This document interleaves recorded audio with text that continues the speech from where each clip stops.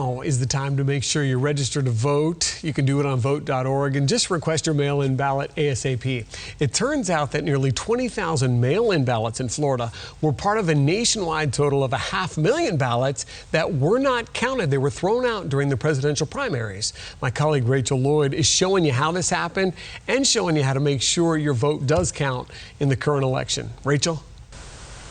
Supervisors of elections urge you to read this list of instructions before filling out your ballot. The most common mistake is actually number 7, forgetting to sign your envelope. The Lee County Election Office is expecting a 90% turnout for the general election in November. 74% of voters voted by mail in last week's primary, but as many as 200 had to be corrected and about 300 were rejected. That's why the Lee County Supervisor of Elections, Tommy Doyle, urges voters to mail their absentee ballots at least 10 days before the election. They can mail it right back.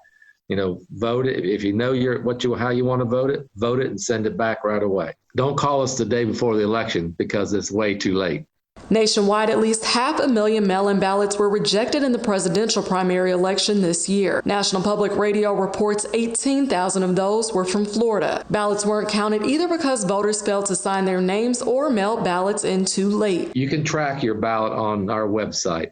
Go to lee.vote, track my ballot, and you can see that we sent it to you. Professor Peter Bergerson at Florida Gulf Coast University says Florida is one of a handful of states that could determine the next president. That are so competitive that a few number of votes could determine the outcome one way or the other. And he says the more mistakes people make, the longer the election process could last. The election may not resolve who actually got the mandate from the voters to be the next president of the United States. Tommy Doyle says his office will contact you if there's a mistake on your ballot. As long as they receive it by 7 p.m. on Election Day, you'll have up to 2 days after the election to correct it. Rachel Lloyd, Fox 4 in your corner.